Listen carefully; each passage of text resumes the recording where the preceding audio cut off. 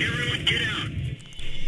Hi pals, and welcome back to my World of Tanks channel. I'm Antonov2, and today finally I am bringing you the AMX 50 Foch review. This is the tier 9 tank destroyer of the French TD branch, and as you can see I'm on my way to the AMX 50 Foch 155, which is the tier 10 tank, which is bloody amazing. But this AMX 50 Foch here is definitely a worthy stepping stone on the way up to tier 10. The hit points are kind of at the lower end, but they're not all that amazing. Amazing speed, great manoeuvrability, great armour, great gun. It's just simply all round amazing. And what you have to know historically about this vehicle is that after the war, the French started to develop their own tanks again, and they started off with designs like the ARL-44 and the AMX M4, which basically all sucked because the ARL-44 had a bad suspension and it was just all obsolete really. The AMX M4 had too little armour, so the army didn't accept any of these two designs. So then the French started to design the AMX 50 tanks that mark the top of the French heavy tank branch. They started off with making this AMX 5100, which basically was an AMX M4 chassis with an oscillating turret on top and a 100mm gun, and that worked out pretty well. And then the French thought, well, if this heavy tank design works out well, we could make a tank destroyer of it, and that's what they did. They designed the AMX 50 Foch, which basically is an AMX 50 chassis with a big gun mounted on it, a 120mm gun, while its heavy tank counterpart could only mount a 100mm gun. So this was a vast improvement in firepower. Prototypes of this tank were manufactured in 1950 and 1952, and it was tested successfully, and it was making a pretty good impression.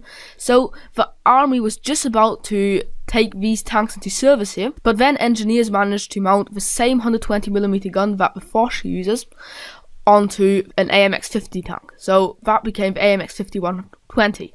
The only reason why tank destroyers exist is because they mount bigger guns than turreted tanks. But if a turreted tank can mount exactly the same gun as the tank destroyer, then the tank destroyer becomes unnecessary. And that's what the French thought, and they just abandoned this design straight away when they managed to design the AMX 5120. That's the story behind the Foch.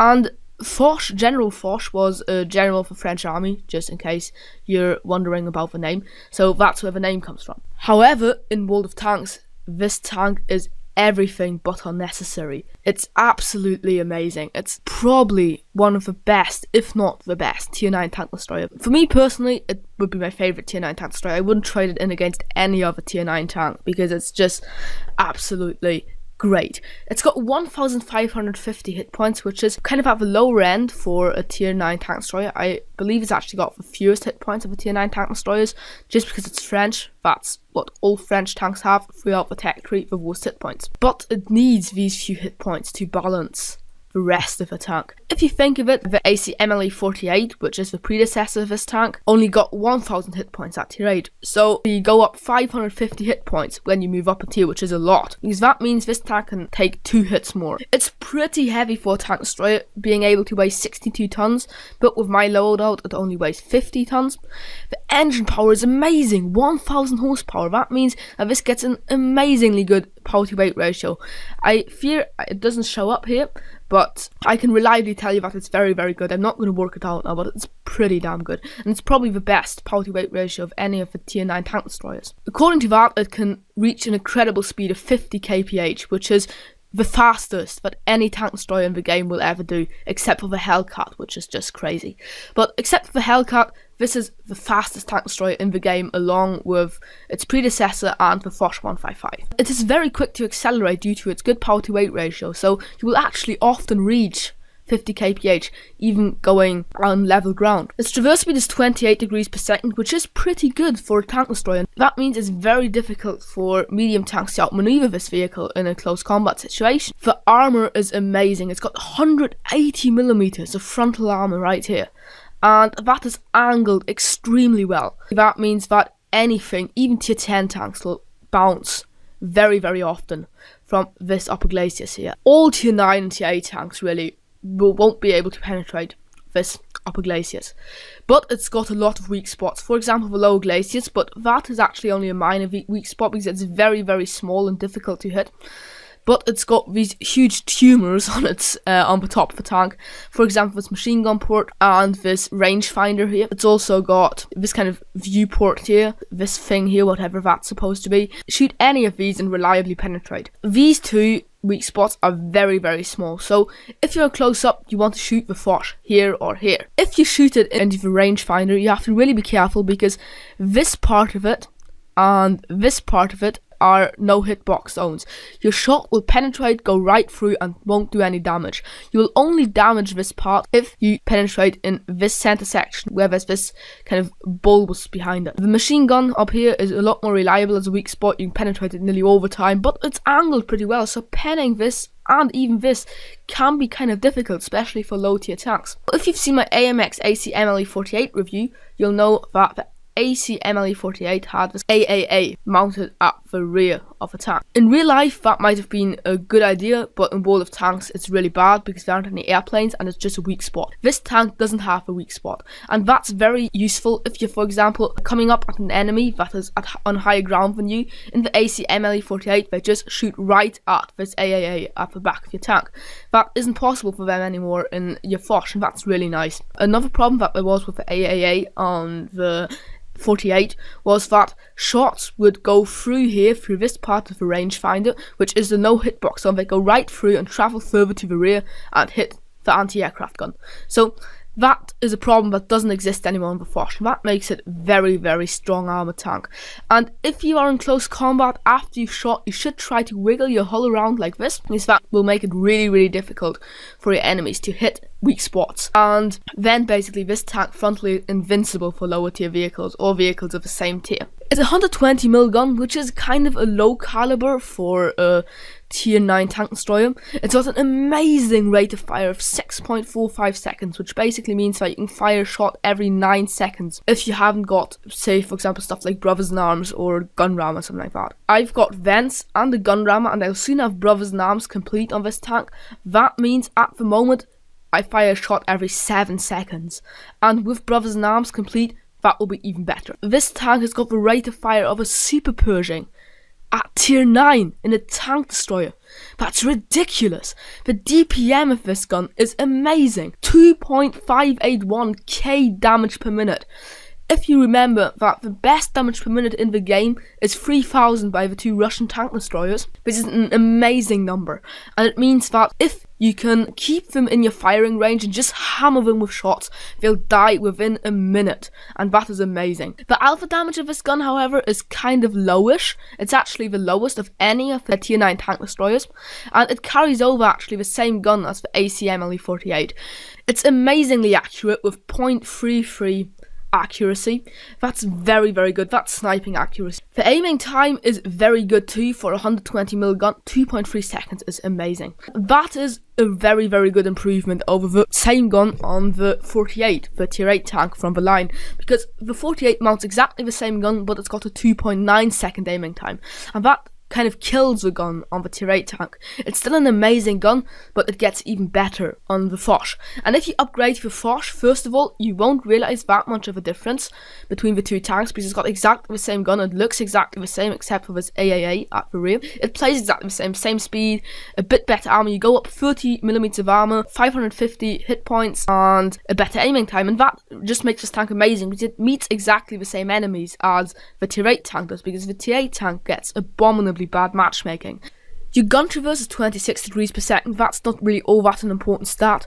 The gun traverse arc, the amount of degrees that you can swivel your gun left and right, is alright, but it's not very good. So you'll basically be able to point your gun over here like this and over here like this, which is not very nice. You will be seeing the gun traverse arc in the gameplay later on anyway, but it's kind of one of the bit downsides in this tank. But with 2.3 seconds aiming time, you don't really need a good gun traverse, because you can turn your hull and aim in 2 seconds and just hammer your enemies. The view range is 390 meters, which is fairly average for a tier 9 tank, and considering that this tank's got a very, very low profile, it's got amazing view range, so that is really, really nice for a tank destroyer. And 750 meters signal range is standard for tier 10 on tier 9 tanks, so that's very nice. All in all, if we sum up, this tank has not really got any drawbacks. drawbacks. It's got bad rear and side armor. 50mm can be penetrated by something like a Lux, for example, or not a Lux, but a tier 5 Leopard can penetrate the side and rear armor of this tank. Your ammo rack can be knocked out here and on the other side as well, here, and your engine is located here and here, and engine can be also knocked out by shooting at this lower glacis on the rear, not the upper part. That won't work, only the lower part here and the sides of the upper part. Except for that, this tank is absolutely amazing because it hasn't got any drawbacks. It's got a decent amount of hit points, which is not all that good, but it's alright. It's got amazing speed, great penetration, 250mm of penetration, 258 is amazing, and at tier 8 it was really mind-bogglingly good. At tier 9 it's kind of more upper average, but it's still very sufficient within the tier. It's got amazing DPM, amazing rate of fire, and it's just all round an amazing vehicle. If you want to use it as a sniper, that works really well because you can put yourself behind the bush. Your really low profile will allow you to stay undetected. To stay undetected a bit longer, you should mount camo net, really, I suggest, because that really helps out a lot and it's very useful on this tank. But you have to remember that camo net you have to move your tank around quite a lot because your gun traverse is kind of a bit narrow, so I'd still recommend camo net, but it's not a necessity in this tank. Then you absolutely 100% definitely want to have the large caliber tank gun rammer because DPM is all this tank is about, and increasing that is decisive. And obviously the improved vents, especially if you want to get brothers in arms, which I would highly recommend. Improved vents is a very good idea. You could also get a heavy spore liner, which will give you 30% to armor, and after 8.8 will also give you 30% to your crew vulnerability, which can be a good idea because this is a really big arty target because of its bad side and rear armor. But if you don't want to get a camo net, I'd really recommend you to get a GLD because that will just really benefit your aiming time. So all in all, if you can spare the money, really, I'd actually prefer GLD above a camo net, but I just wanted to be cheap, so I got the camo net. But camo net or GLD are both alright for a third piece of equipment, but you definitely want to have the tank gun rammer and the improved vents. For crew skills, I got camo on the entire crew to start off, which I would really recommend for you too, because this is a pretty good sniper. Then once camo reached 100%, I swapped it for 6% on the commander. Then I trained brothers in arms on the entire crew. I've nearly got 100%, so that's a good idea too, because it will just improve everything. Brothers in arms is an absolute necessity on tank destroyers, especially if you want to carry over your crew to the Foch, which has got an autoloader. Brothers in arms will be absolutely decisive. If you carry this crew over to the Foch, I trade camo for something else, like maybe Deadeye on the gunner or something like that, because camo on the Foch 155 is not all that good anymore because it isn't all that accurate and it's more like an aggressive tank, really. So if you carry this crew over, I'd trade camo for something else if you go to tier 10 with the same crew. But for tier 9, camo, 6th sense and brothers in arms is an amazing choice. And for a third skill, Deadeye on the gunner would be nice, and I'd probably get smooth ride on the driver just to improve the aiming time on the gun. So yeah, without further ado, let's see some gameplay. So our first game is on Ensk, and this is not a very good map for tank destroyers, really, because tank destroyers haven't got turrets, and that's why they don't like city maps, because poking around corners without a turret is kind of tricky and pretty risky too. Not so the AMX 50 Foch, because the AMX 50 Foch is very quick, has got amazing frontal armor, and has got a very rapid aiming, rapid firing gun. That basically means that this tank is very flexible and can cope with kind of nearly any type of environment. The T123 gets a shot into my tracks. I'm very lucky that he doesn't do any damage to my hit points, because that could have been a real bad cut into my health there. We get a nice shot into the AMX 100 there, and we got tracked again, and somebody got a shot through our upper weak spots there. I think the rangefinder took a hit. So we've lost about 300 health, which is not all that much, but it's still a considerable amount. So I was kind of lucky to repair my tracks that early, because otherwise that IS-3 would have probably finished me off. So we could kill him now, can we? Come on, reload, and just beaten to the shot by the AMX 5100. So I tracked the T110E3 that helps my team a lot to be able to surround him and take him out. I get a shot into his engine, probably knocked his engine out there. I mean, damaged it, not knocked it out. And the E100 killed him. So, a bit of a shame there because we would have nearly got him, but only nearly. And I'm not necessarily showing you this game because I do very well in it, because I do alright, it's kind of average, but I don't do amazingly well. But I'm just showing it to you because it really showcases the strengths of the AMX 50 Foch. And that Tiger 2 there, no, I can't remember who got shot into us. But anyway, somebody got a shot into us there. Might have been the IS-8 from behind. Anyway, I'm kind of in a tricky situation here because there are enemy tanks all around me, but my backup is coming.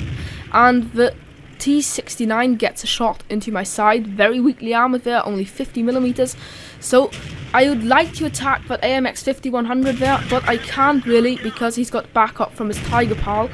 So I only track him, which is a real shame. And now you can see me wiggling my frontal armour around so that he cannot aim at my weak spots. Now I risk stopping to take a shot at his turret, poking out, and keep on wiggling, and then he's taken out by the Tiger 2. So now I'm going to go for this Tiger 2 here.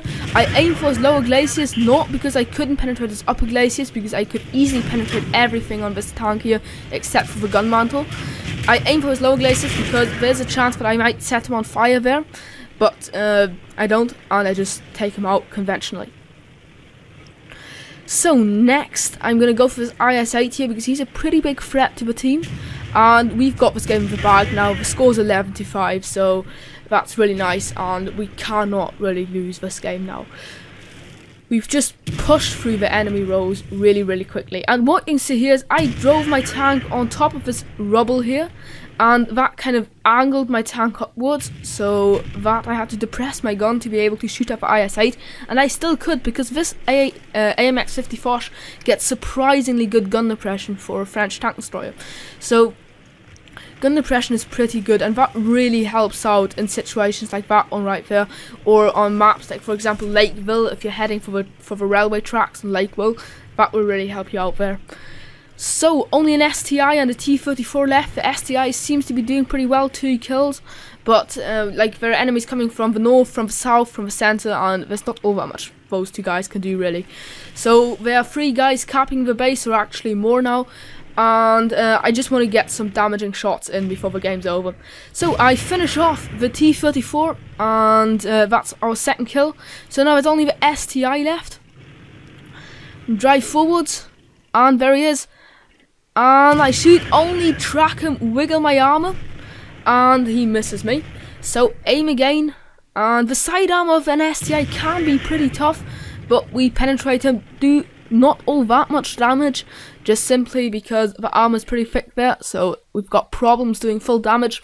But we easily won that game, we had it in the bag, and we did pretty well. We actually really helped our team out, and that was in a tier 10 match.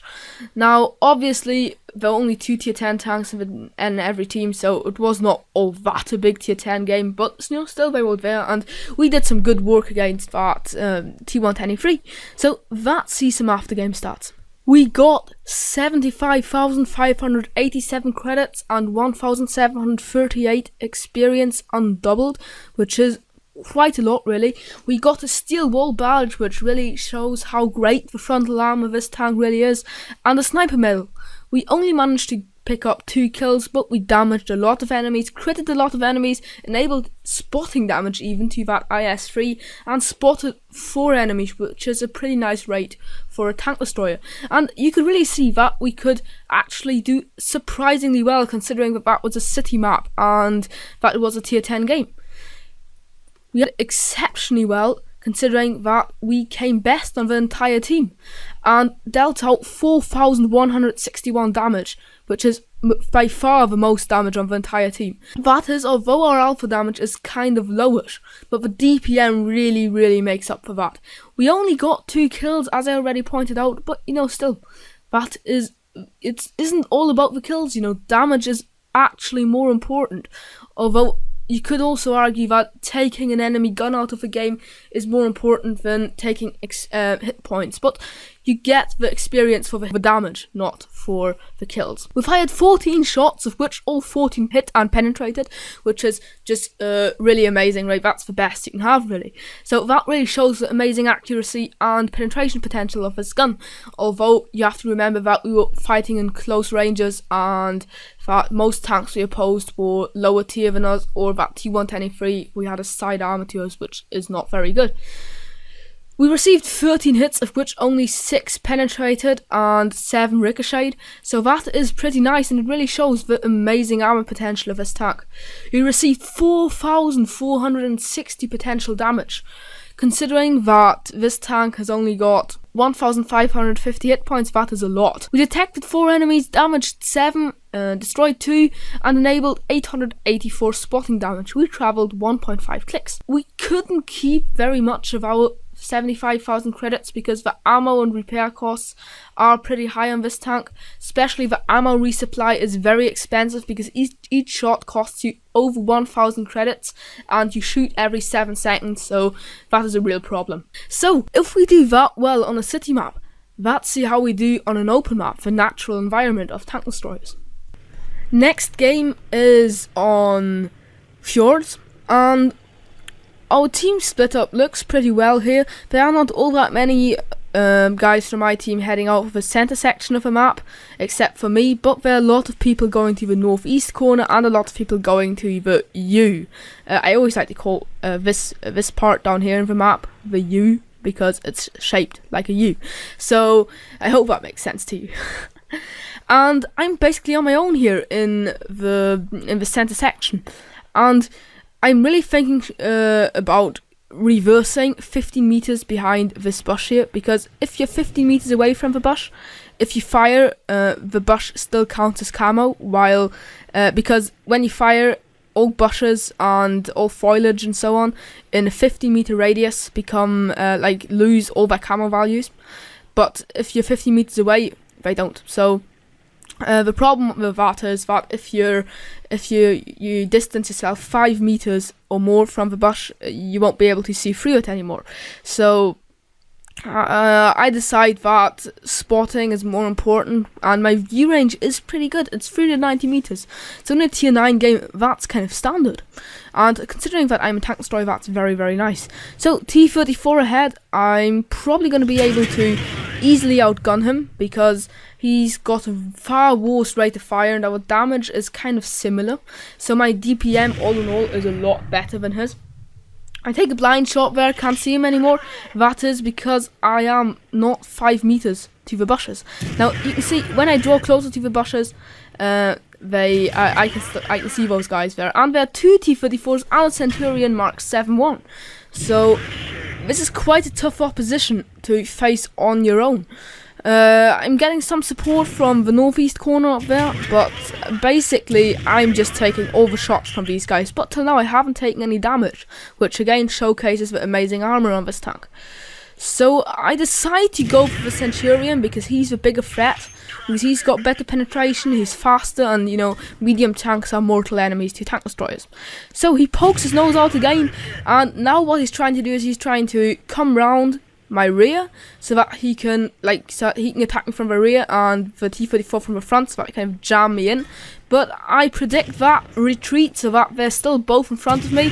I trap the Centurion, which is very, very good for me, and now you can see that I still haven't taken a single HP damage, and I take out the Centurion. So there's a T-95 back there, I repair my tracks, and now I'm going to quickly take that T-34 out of the game, and after that I'm going to attend that T-95. So we fire on the move, easy hit there. I'm thinking about ramming this guy, but I'm not quite sure if his weight is lower than mine. Although this tank is pretty heavy, it is a very good ramming vehicle really, because it weighs 60 tons and it's very, very fast. 60 tons moving towards you at 50 kph, that will put the fear of God into a lot of people. So we reload very fast and finish him off. That's our second kill. We couldn't grab the other T-34 however, because I'm not quite sure who from our team finished him off. That's some guy from the northeast corner. So that T-95 is with his ass towards us, and we torch him. and he's burning, and he doesn't seem like he's considering to use a fire extinguisher. So, well, I don't care. Well, I do care. I think it's nice if he doesn't use a fire extinguisher. So, that's absolutely fine with me. So now his fire is extinguished, but we pull up and finish him off. That's our third kill. And now there are only 1, 2, 3, 4, 5 tanks left in the enemy team, and that is really nice because we've kind of got this game in the bag now, and we were able to easily carry this center section of the map here and basically allow our pals from the northeast corner to advance down here because we took out those 2 T-34s and the Centurion. So I ran the IS-6 because I know that he's lighter than me. I don't do all that much damage, but you know, still. So now I go for his lower glaciers because I'm rather safe and sorry. And that's the 4th kill. And now there's another IS-6 there, so we're going to take him out too because his angled armor is no threat. Oh, it's got, like, our gun has got no problems whatsoever penning that armor of his. So 5th kill, and now I'm really hoping that I can grab a top gun because there's still an STI and a T-71 left in the enemy team. And as you can see, if this tank has to, it can really shift, and especially going down slopes, it accelerates really quickly due to its amazingly high weight. So this tank is really able to move around the battlefield and go there where it's needed. So it's really flexible. And I'm coming up to the STI, and oh, please give me the top gun. And I miss. Oh, I can't believe it. I was aiming at him. Why did I miss that shot? Oh, that was such a shame. It would have been so nice to get a top gun on this game. But, you know, you can't get everything. So, that's the after game stats. That amazing game. We got 405,417 credits out of that game. That is ridiculously much. But you have to remember that this was during a special and you got 300,000 credits for some extra stuff. So basically I only made 105,000 credits. But you know, still that's a lot for a non-premium vehicle. And we got 2,236 experience, which is a lot. That was a lot, enough to get us our mastery badge in the Foch, and we also took away a steel wall.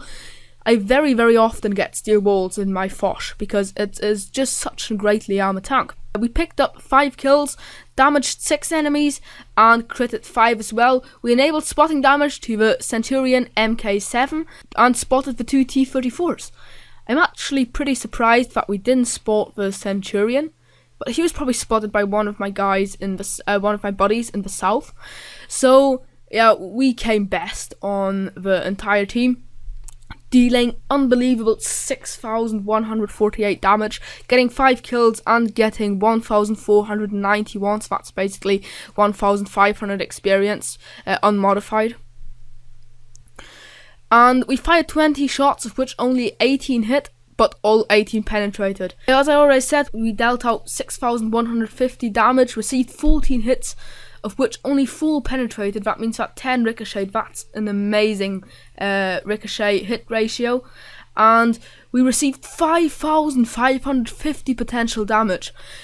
Remember that this tank has only got 1,550 hit points, so that means we actually got 4,000 damage more than we've got hit points, which is a lot. We detected 2 enemies, damaged 6, and destroyed 5, and 770 damage was done upon our spotting, which is quite a lot. And we shifted quite a bit too in that game because we had to rush to that STI to try and get the top gun, but it was a real shame that we failed.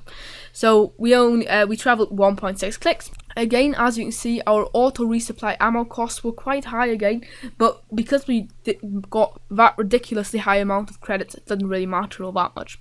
So that was a very nice game, and I hope you enjoyed it. And this is a very nice tank. So for some final words, let's go back to the garage. So all in all, I must say this tank really sucks. It's crap, and I really can't recommend any of you driving it because it's just utter shit. No, I'm only kidding. Obviously, I absolutely adore this tank. It's just amazing. It's so much fun. It's all round an amazing tank. It hasn't got anything bad about it. It's just all in all an amazing vehicle without any drawbacks really. So I can really recommend this tank. It is really one of the best vehicles, if not the best vehicle in the French tank destroyer territory.